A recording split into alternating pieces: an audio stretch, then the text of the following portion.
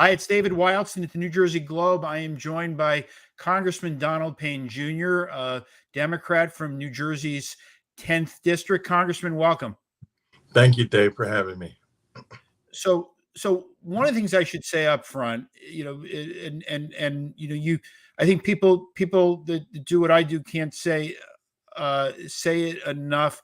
I've gotten to know you much better this year than I ever have, and one of the things that I have seen is that you are a hard worker, and you care so much for your constituents, and you fight so hard for them. And if there's anything that I have to say that isn't positive or wasn't before, is that you have you're not as good as other politicians at boasting about what you do.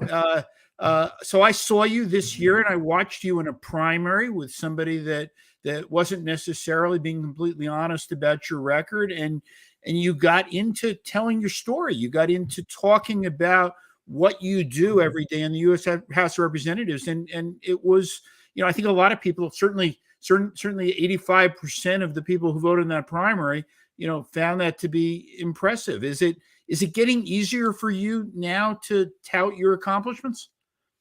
Well, Dave, I'm working on it every single day, and I learned a great lesson. I mean, after a decade of being in Congress, to have your constituents say, "Well, what has he done?" and know that you've gone to work every single day with them in mind is a little disconcerting. So we worked on that, and I've tried to get better in explaining the things that I've done and the work that I put forth for the people of the 10th District. And it looks like it paid off in the primary because, as you stated, I was fortunate to receive 85% of the vote. So I'm gonna do a lot more of it. I learned my lesson. Yeah, and you became a strong fundraiser. You help other candidates from your party. So this is it's sort of an interesting position. I look at tonight. I mean, there's no surprise what's going to happen tonight. You're gonna win re-election. You're going back to Washington. I think that's you've got a good district, but it's a testament to your own popularity. But you may be going back as a member of a minority, depending upon what happens, member of the minority party in the House. What do you say to people, not just in your district that haven't voted yet, but all over the country, about what's at stake in this midterm election?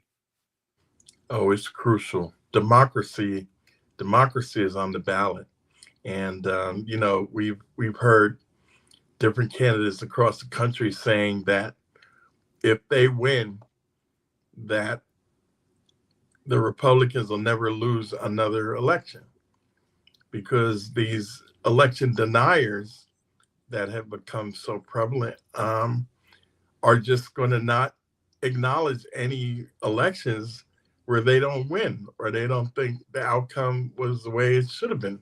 So that's a pretty frightening prospect, that people are just going to ignore or deny the results of what the people have voted for. So it's going to be very, very trying. I was in the minority before, when I first arrived, for the first 6 years, and so I kind of know what to expect and what I'm going to have to do in order to get anything done. But this new dynamic of these, election deniers is what I'm really concerned about, and how this plays out across the country. And you've got a lot of friends, people that you've served with for parts of the last 10 years in Washington that are in real political fights tonight. How do you handicap these races, and which races are you going to be watching this evening? Well, I think the country is watching the race in the seventh district with Tom Malinowski and Tom Kaine.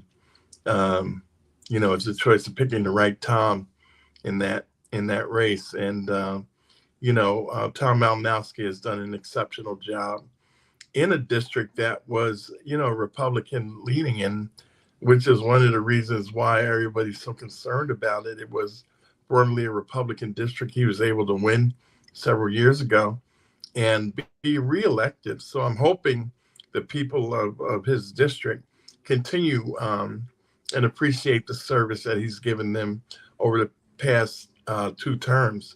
I mean, you can get elected, but the trick is getting reelected. And because now people know you, they see what you're working on, if you're working. And so to be reelected says more about you than it does about you being elected. And so hopefully, I hope the people of the 7 continue with Tom Malinowski. And this is a new map for you. You got some new terrain. You're out to communities of interest with you, like Essex Fells, and I'm being a little sarcastic there, but Sure. but you have you're now down in Cranford, so you've been out working, I guess, meeting a lot of new people in this district.